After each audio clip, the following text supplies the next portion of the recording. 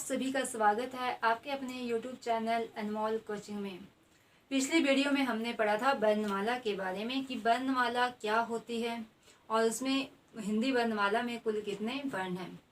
ठीक है, वर्णमाला कहते हैं वर्णों के व्यवस्थित समूह को, ठीक है, जिसमें सभी वर्ण आपके सही तरीके से या क्रमबद्ध रूप से लिखे हुए हैं, उसे कहते हैं वर्णमाला। हिंदी वर्णमाला में कुल वर्ण हैं 52। ठीक है, हमने पढ़ा था कि हिंदी वर्णमाला में कुल वर्ण हैं 52। ठीक है, जिनमें से आपके 11 स्वर हैं। ठीक है, कुल 52 वर्ण में से 11 स्वर हैं।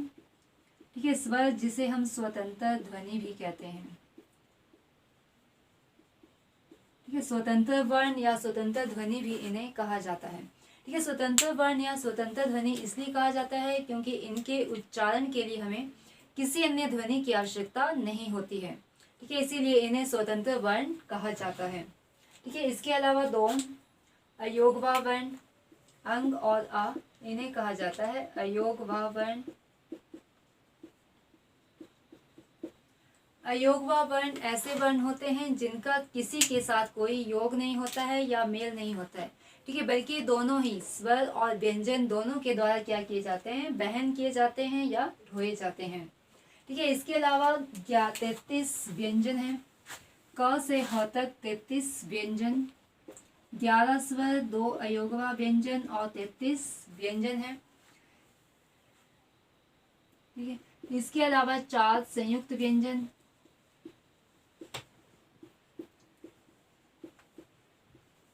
4 संयुक्त व्यंजन और 2 द्विगुण या उत्क्षिप्त व्यंजन हैं। ठीक है, इस प्रकार ये कुल 52 वर्ण हैं जो हिंदी वर्णमाला में दिए हुए हैं। ठीक है, 33 व्यंजन को भी 3 भागों में विभाजित किया गया है। ठीक है, जिसमें क से म तक 25 वर्ण जो है वो स्पर्श वर्ण हैं। य र ल व अंतस्थ वर्ण, स श श ह है ऊष्म वर्ण। इस स्वरों को तो कहा जाता है स्वतंत्र ध्वनि क्योंकि इनके उच्चारण के लिए हमें अन्य किसी ध्वनि की आवश्यकता नहीं होती है। ठीक है, इसीलिए इन्हें स्वतंत्र वर्ण कहा जाता है। और व्यंजन वे वर्ण होते हैं जो स्वरों की सहायता से उच्चारित होते हैं। स्पर्श वर्ण या स्पर्श व्यंजन, स्पर्श का अर्थ होता है छूना।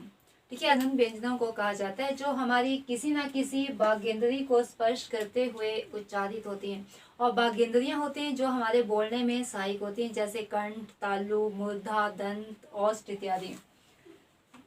ठीक है, जैसे आपका है वर्ग है क ख ग घ ण। ठीक है, जब हम इसका उच्चारण करते हैं तो ये किसको स्पर्श करते हुए उच्चारित होते हैं, कंठ को स्पर्श करते हुए। च छ ज झ य। ठीक है, ये तालु को स्पर्श करते हुए उच्चारित होते हैं। ट ठ ड ढ ण, इनके उच्चारण के लिए मूर्धा का प्रयोग होता है। त थ द ध न। ठीक है, ये दंत को स्पर्श करते हुए उच्चारित होते हैं। प फ ब भ म, ये ओष्ठ को स्पर्श करते हुए उच्चारित होते हैं। ठीक है, इसीलिए इन 25 वर्णों को कहा जाता है स्पर्श व्यंजन या स्पर्श वर्ण। अंतस्थ वर्ण, अंतः का अर्थ होता है अंदर से। ठीक है, जब हम इनका उच्चारण करते हैं तो ध्वनि अंदर से आती है, या फिर किताब की भाषा में कहें तो इनका उच्चारण करते इसमें नाभि पर बल पड़ता है या जोर पड़ता है। ऊष्म व्यंजन, ऊष्म का अर्थ होता है गर्म। ठीक है, अर्थात इन वर्णों का जब हम उच्चारण करते हैं तो हमारे मुख में संघर्ष होने के कारण गर्म हवा बाहर निकलती है, इसीलिए इन्हें ऊष्म व्यंजन कहा जाता है। संयुक्त व्यंजन, संयुक्त का अर्थ होता है मेल या जोड़। ठीक है, अर्थात ये वर्ण जो है वो 2 या 2 से अधिक वर्णों के मेल से बने होते हैं, इसलिए इन्हें संयुक्त व्यंजन कहा जाता है। द्विगुण या उत्क्षिप्त व्यंजन, ठीक है, द्वि का अर्थ होता है 2, अर्थात इन वर्णों के 2 गुण होते हैं। ठीक है, जब हम इनका उच्चारण करते हैं तो पहले मूर्धा हमारे तालु को स्पर्श करती है और फिर झटके के साथ हमारे मुख के निचले हिस्से को स्पर्श करती है। ठीक है, इन्हें कहा जाता है द्विगुण व्यंजन ड और ढ। ठीक है, शुद्ध वर्तनी में इनका नियम है कि इनका प्रयोग हमेशा शब्द के बीच में होता है। यहाँ तक हमने पिछली वीडियो में पढ़ा था कि वर्णमाला में कुल 52 वर्ण होते हैं, जिनमें 11 स्वर, 33 व्यंजन, 4 संयुक्त व्यंजन, 2 अयोगवा वर्ण और 2 द्विगुण व्यंजन होते हैं। ठीक है, आज हम जानेंगे वर्ण के बारे में कि आखिर ये वर्ण होते क्या हैं। ठीक है, आज का टॉपिक है वर्ण। वर्ण मूल ध्वनि होती है। ठीक है, वर्ण क्या होती है? मूल ध्वनि। वर्णों से ही आगे शब्दों का निर्माण होगा, शब्दों से ही वाक्यों का निर्माण होगा और वाक्यों से ही अनुच्छेद की रचना होगी या फिर आपका साहित्य की रचना होगी। ठीक है, इसीलिए वर्णों को क्या कहा जाता है? मूल ध्वनि। यदि वर्ण नहीं होंगे तो शब्द का निर्माण नहीं हो पाएगा, शब्दों का निर्माण नहीं होगा तो वाक्य निर्माण नहीं हो पाएगा और वाक्य नहीं होंगे तो हम साहित्य रचना नहीं कर सकते, मतलब एक पैराग्राफ या अनुच्छेद नहीं बना सकते। ठीक है, तो इसीलिए वर्णों को कहा जाता है मूल ध्वनि। ठीक है, वर्ण होते हैं जिनके टुकड़े ना किए जा सके। ठीक है, वर्ण व मूल ध्वनि है जिनके टुकड़े ना किए जा सकें। ठीक है, उसे कहा जाता है वर्ण। ठीक है, तो पूरी परिभाषा की बनी इसकी कि वर्ण वह मूल ध्वनि है जिनके टुकड़े ना किए जा सके, उन्हें वर्ण कहा जाता है। जैसे आपके पास वर्ण है अ, तो क्या आप अ को तोड़कर लिख सकते हैं? आपके पास वर्ण है ई, उ, क्या आप इन वर्णों को तोड़कर लिख सकते हैं? नहीं तोड़ सकते। ठीक है, तो यही वर्ण की आपकी मूल ध्वनि है। इन्हीं वर्णों से आगे आपके अन्य वर्णों का निर्माण होता है। ठीक है, वर्णों को कहा जाता है वह मूल ध्वनि जिनके टुकड़े ना किए जा सके।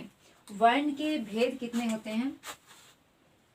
वर्ण के भेद, वर्ण के मुख्य रूप से दो भेद होते हैं, स्वर और व्यंजन। ठीक है, वर्ण के कितने भेद होते हैं? दो, स्वर और व्यंजन। ठीक है, जैसा कि हमने कल ही पढ़ा था कि स्वर स्वतंत्र ध्वनि होती है। ठीक है, स्वर किस प्रकार की ध्वनि होती है? स्वतंत्र।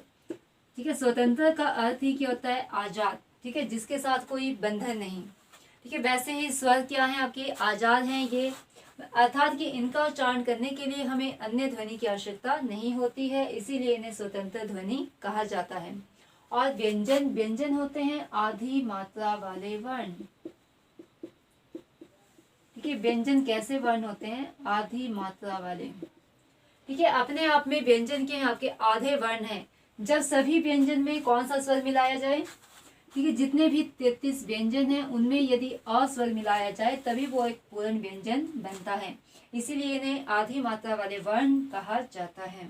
आइए अब इनके बारे में हम एक एक करके डिटेल में पढ़ते हैं। स्वर किस प्रकार की ध्वनि होती है? स्वतंत्र ध्वनि होती है। और स्वर क्या होते हैं? स्वर वे वर्ण होते हैं जिनका उच्चारण करने के लिए हमें किसी अन्य ध्वनि की आवश्यकता नहीं होती है। ठीक है, इसीलिए इन्हें स्वतंत्र वर्ण कहा जाता है। ठीक है, जिनके उच्चारण के लिए हमें अन्य ध्वनि की आवश्यकता नहीं होती उन्हें स्वर वर्ण कहा जाता है। वर्णमाला में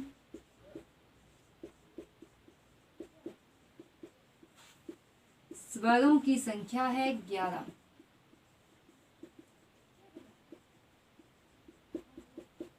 हिंदी वर्णमाला में स्वरों की संख्या 11 है। ठीक है, यह किसके आधार पर है? ये उच्चारण के आधार पर।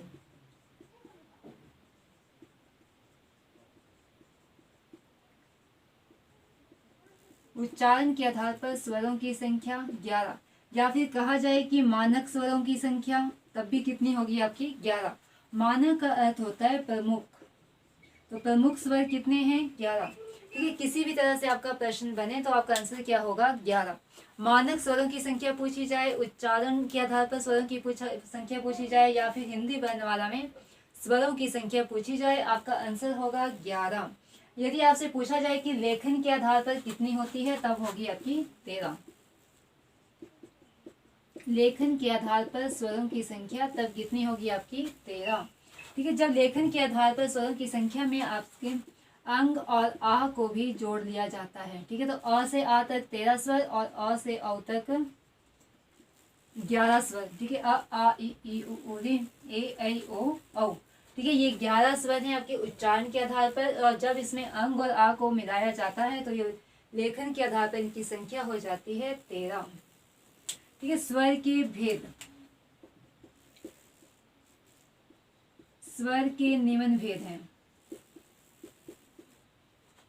ठीक है, पहला भेद है उच्चारण काल के आधार पर उच्चारण काल के आधार पर अर्थात उच्चारण में लगने वाले समय के आधार पर स्वरों के भेद हैं 3। कौन कौन से हैं 3 भेद? ह्रस्व, दीर्घ और प्लुत। ह्रस्व, दीर्घ और प्लुत। ठीक है, परिभाषाएं याद करने की बजाय इन शब्दों के अर्थ याद रखें, आपकी परिभाषा खुद बनेंगी। ठीक है, कहीं भी एग्जाम में आपके पास परिभाषा लिखने को नहीं आती है, आपके पास सिर्फ पहचानने को आता है कि निम्न में से कौन सा स्वर जब ह्रस्व स्वर है, दीर्घ है या फिर प्लुत है। ठीक है, तो यहीं से जो आपका शब्द है यहीं से आपने परिभाषा याद करनी है। ठीक है, ह्रस्व शब्द का अर्थ होता है कम, ह्रस्व शब्द का अर्थ होता है कम, दीर्घ का अर्थ होता है ज्यादा। ठीक है, तो यहीं से आपकी परिभाषा बन रही है। आपके पास भेद किसके आधार पर है? उच्चारण में लगने वाले समय के आधार पर। अर्थात ह्रस्व स्वर वे स्वर हैं जिनके उच्चारण में कम समय लगे, उन्हें ह्रस्व स्वर कहा जाएगा। जिनके उच्चारण में ज्यादा समय, उन्हें दीर्घ स्वर कहा जाएगा। ठीक है, आपके पास ये 11 स्वर हैं। आप उच्चारण करके एक एक करके देखो कि कौन से ह्रस्व स्वर हैं और कौन से दीर्घ।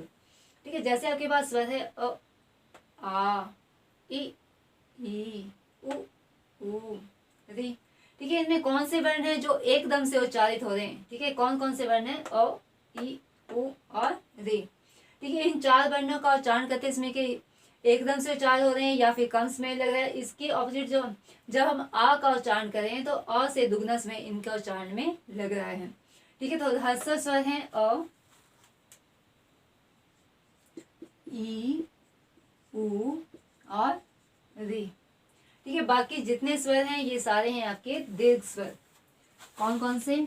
आ, ई, उ, ए, ऐ, ओ, औ और एक आ वर्ण है।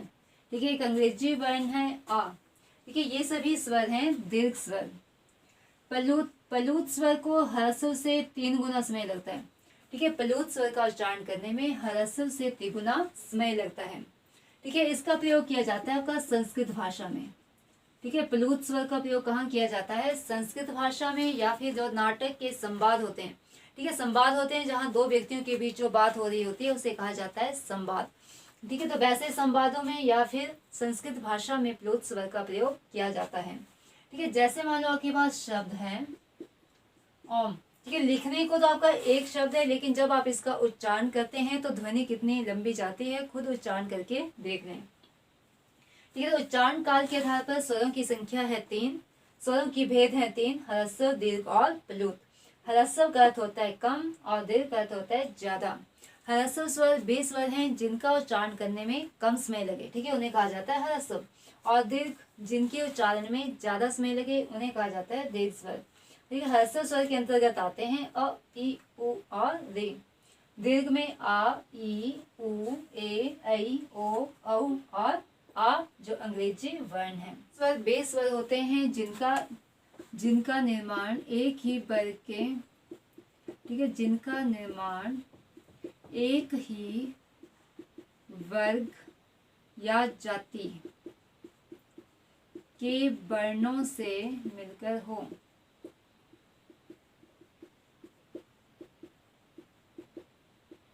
ठीक है, जिनका निर्माण एक ही वर्ग या एक ही जाति के वर्णों से मिलकर हो उन्हें कहा जाता है सजातीय स्वर। और विजातीय स्वर होते हैं जिनका निर्माण अलग अलग वर्ग या अलग अलग जाति के वर्णों से मिलकर हो उन्हें कहा जाता है विजातीय स्वर। ठीक है, सजातीय स्वर में आएंगे जैसे मान लो का अ का मेल अ से ही हो या फिर आ से हो। अ आ ये एक वर्ग के हैं, ये एक वर्ग के है ना। यदि आपस में ही इनका मेल होता है तो ये सजातीय स्वर है। यदि अ का मेल जैसे ई से हो या फिर उ या ए से किया जाए तो इन्हें कहा जाएगा विजातीय। ठीक है, जैसे अ का मेल ई से हो या फिर उ से हो या अ का मेल ए से हो तो इन्हें कहा जाएगा विजातीय स्वर। ठीक है, अर्थात कि अलग अलग जाति के ये वर्ण हैं। भेद है घोषत्व के आधार पर।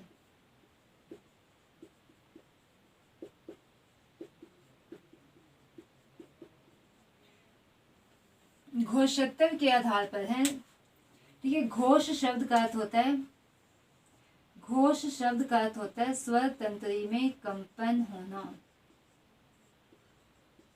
ठीक है, घोष शब्द का क्या अर्थ होता है? स्वर तंत्री में कंपन होना। ठीक है, तो इसके आधार पर सभी स्वर आपके घोष स्वर हैं। ठीक है, सभी स्वर जिन सभी का उच्चारण करते हैं इसमें स्वर तंत्री में कंपन होता है। ठीक है, इसलिए सभी स्वर आपके क्या हैं? घोष स्वर हैं। यहाँ पर कोई टेंशन नहीं है कि कौन सा क्या है। ठीक है, जितने भी स्वर हैं सारे के सारे क्या हैं? घोष हैं, अर्थात इन सभी का उच्चारण करते हैं इसमें स्वर तंत्री में कंपन होता है।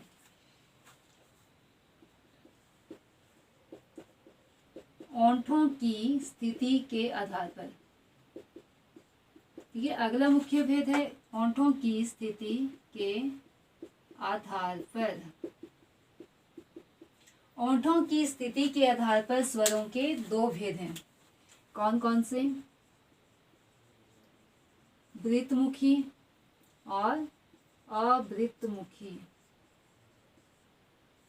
ठीक है, होंठों की स्थिति के आधार पर स्वरों के दो भेद हैं, वृत्तमुखी और अवृत्तमुखी।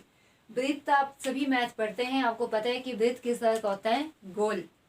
ठीक है, तो वृत्तमुखी ऐसे वर्ण जिनका उच्चारण करते इसमें होंठों की स्थिति कैसी हो? गोल हो, उन्हें कहा जाता है वृत्तमुखी। अ का प्रयोग करते हैं हमेशा हम नहीं के अर्थ में। ठीक है, तो इसलिए वृत्त के साथ यदि अ लग गया तो इसकी परिभाषा बन जाती है अभी कि ऐसे स्वर जिनका उच्चारण करते इसमें होंठों की स्थिति गोल ना हो या हमारे ओंठ गोलाकार ना हो, उन्हें कहा जाता है अवृत्तमुखी। ठीक है, आपके पास यही 11 स्वर हैं, इनका उच्चारण करके देखो कि वृत्तमुखी स्वर कौन से हैं। अ आ ई उ ऊ। ठीक है, अ आ ई इसमें होंठों की स्थिति गोल नहीं हो रही है, किसमें हो रही है? उ ऊ ओ औ। ठीक है, तो ये 4 वर्ण हैं आपके वृत्तमुखी। उ ऊ ओ औ। ठीक है, यहाँ पर आपके 2 ही भेद हैं, तो आपके जो वृत्तमुखी निकल गए, बाकी कौन से रह गए? सभी अवृत्तमुखी। ठीक है, अब कौन कौन से रह गए आपके?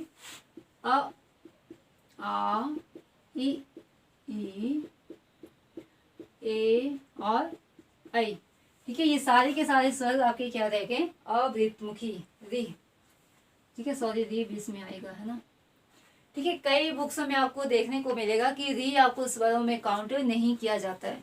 ठीक है, जैसे सेंट की बुक आपको मिलेगी उसमें आपको स्वरों की संख्या 10 देखने को मिलेगी। ठीक है, उसमें लिखा होगा कि स्वरों की संख्या 10 है। ठीक है, उसमें जो आपका री स्वर है उसे स्वर नहीं माना जाता है। क्यों नहीं माना जाता है? इसका रीजन है कि उन्होंने बताया है कि री जो है आपका र से मिलकर बना है और र हमारा एक क्या है? व्यंजन है। ठीक है, लेकिन कहीं भी अभी शिक्षाविदों के द्वारा ये घोषित नहीं किया गया है कि हमारे स्वरों की संख्या 10 है। ठीक है, इसीलिए जब भी एग्जाम में आए तो कंफ्यूज ना हो और आंसर कितना दे? आपका 11 ही दें।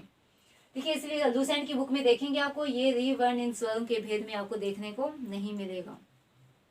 ठीक है, लेकिन आप उच्चारण के आधार पर कर सकते हैं इनका वर्गीकरण कि कौन से वर्ण में ये आता है। अगला भेद है जीभ के प्रयोग के आधार पर।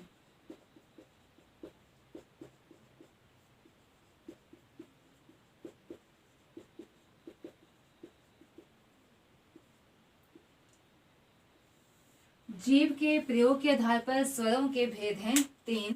अग्र स्वर, मध्य स्वर और फर्स्ट स्वर। अग्र का अर्थ होता है आगे, मध्य का अर्थ होता है बीच में और फर्स्ट का अर्थ होता है पीछे।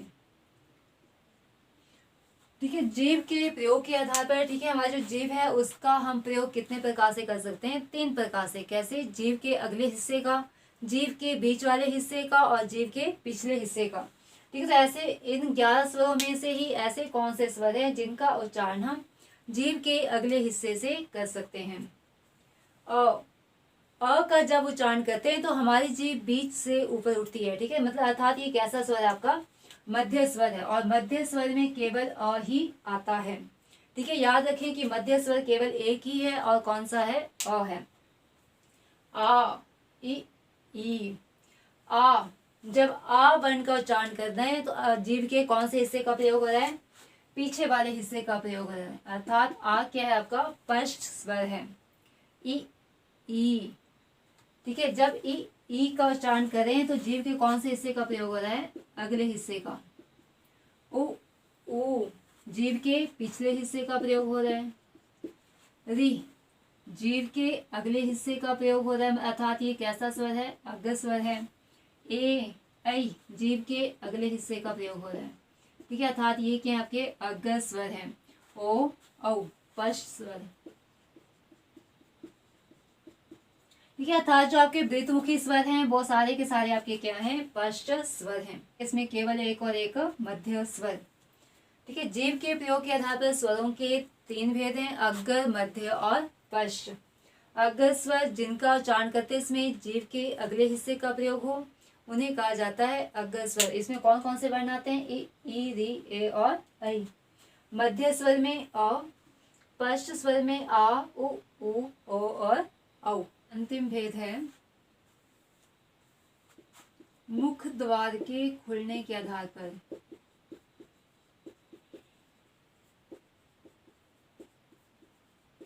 मुख द्वार के खुलने के आधार पर स्वरों के भेद हैं 4। विवृत, अर्धविवृत, संवृत और अर्धसंवृत, ठीक है। विवृत का अर्थ होता है खुलना, संवृत अर्धसंवृत आधा खुला, संवृत का अर्थ होता है बंद होना और अर्धसंवृत का अर्थ होता है आधा बंद होना, ठीक है। इस प्रकार विवृत स्वर कौन कौन से हैं आपके? अ, आ, ठीक है, आ स्वर कैसे है आपका? विवृत स्वर है। और अर्धविपरीत, ठीक है। जब आप अ वर्ण का उच्चारण कर रहे हैं तो हमारा मुख थोड़ा सा खुला, मतलब आधा खुल रहा है, आ पूरा खुल रहा है, ठीक है। समृद्ध बंद होना, मतलब पूरा बंद करके तो हम उच्चारण नहीं कर सकते हैं, तो लगभग बंद, ठीक है। समृद्ध स्वर कौन कौन से? ई, उ, और अर्ध समृद्ध ए, ऐ, ओ, औ, ठीक है। इस प्रकार ये थे आपके स्वरों के मुख्य भेद, ठीक है। मुख्य हमने 7 भेदों के बारे में पढ़ा। आइए एक बार हम रिकॉल करते हैं कि आज हमने क्या क्या पढ़ा, ठीक है। आज हमने पढ़ा वर्णमाला के बारे में। वर्णमाला में कुल कितने वर्ण होते हैं? 52, ठीक है, जिसमें से 11 स्वर, 33 व्यंजन, 4 संयुक्त व्यंजन, 2 द्विगुण व्यंजन और 2 अयोगवा वर्ण होते हैं, ठीक है। अब ये वर्ण क्या होते हैं? वर्ण किस प्रकार की ध्वनि होती है? मूल ध्वनि होती है, ठीक है। सॉरी 2 क्वेश्चन यहाँ से हमारे छूट गए, ठीक है। वर्ण क्या होती है? मूल ध्वनि होती है। और वर्ण भाषा की लघुतम इकाई होती है, ठीक है। भाषा की लघुतम लिखित इकाई होती है। लघुतम अर्थात सबसे छोटी। वर्ण भाषा की लघुतम लिखित इकाई है और इन्हीं वर्णों को ध्वनि भी कहा जाता है, ठीक है। ये भाषा की लघुतम मौखिक इकाई है, ठीक है। ध्वनि और वर्ण में क्या अंतर है?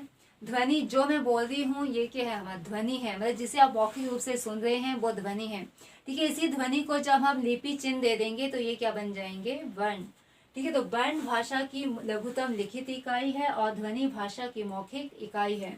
और वर्ण किस प्रकार की ध्वनि है? मूल ध्वनि है, ठीक है। वर्ण किस प्रकार की ध्वनि है? मूल ध्वनि है। वर्ण वह मूल ध्वनि है जिसके आगे टुकड़े या खंड नहीं किए जा सकते हैं। वर्ण के भेद, वर्ण के मुख्य रूप से 2 भेद होते हैं, स्वर और व्यंजन। स्वर होते हैं स्वतंत्र वर्ण और व्यंजन होते हैं आधी मात्रा वाले वर्ण, ठीक है। स्वर बेस्वर वर्ण होते हैं, वे स्वतंत्र वर्ण होते हैं जिनका उच्चारण करने के लिए हमें अन्य ध्वनि की आवश्यकता नहीं होती है, ठीक है। इसीलिए इन्हें स्वतंत्र वर्ण कहा जाता है। स्वरों के भेद, पहला भेद हमने पढ़ा था उच्चारण काल के आधार पर, अर्थात उच्चारण करने में लगने वाले समय के आधार पर। इसके आधार पर हमने 3 भेद पढ़े थे, ह्रस्व, दीर्घ और प्लुत। ह्रस्व का अर्थ होता है कम, अर्थात ऐसे वर्ण जिनका उच्चारण करने में कम समय लगे वे ह्रस्व स्वर। कौन कौन से थे?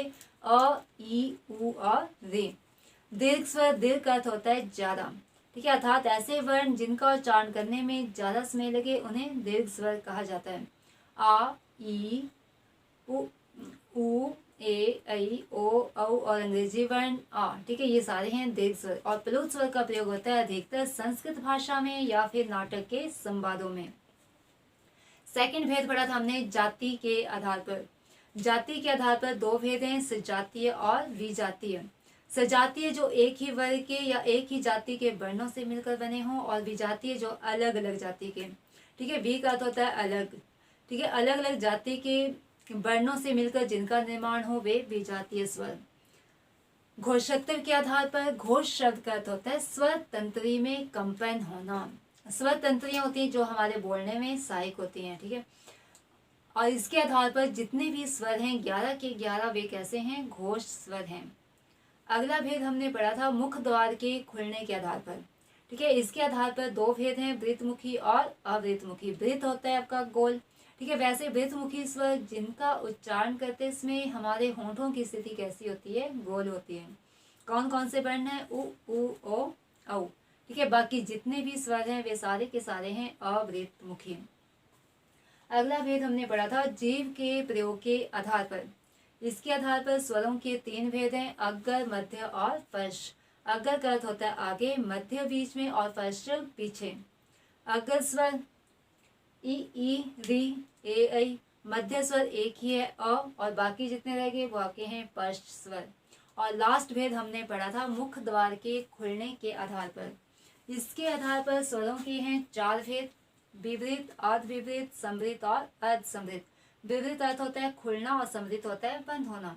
जहाँ पे अर्ध लग गया मतलब आधा, अर्धविवृत आधा खुला, अर्धसमृत आधा बंद, ठीक है। तो विवृत स्वर एक है आ, अर्धविवृत है अ, और समृत है ई, उ, ठीक है, मतलब इनका उच्चारण करते से मुख हमारा क्या होता है, लगभग गोल बंद होता है। अर्धसमृत ए, ऐ, ओ, औ, ठीक है। कल की वीडियो में अगली वीडियो में हम पढ़ेंगे व्यंजन के बारे में, व्यंजन किसे कहते हैं, व्यंजन के कितने भेद होते हैं, और वर्णों का अन्य वर्गीकरण भी होता है, जैसे आपने सुना होगा अल्पप्राण, महाप्राण, घोष, घोष, उच्चारण स्थान के आधार पर, ठीक है। ये सारे पढ़ेंगे हम अगली वीडियो में।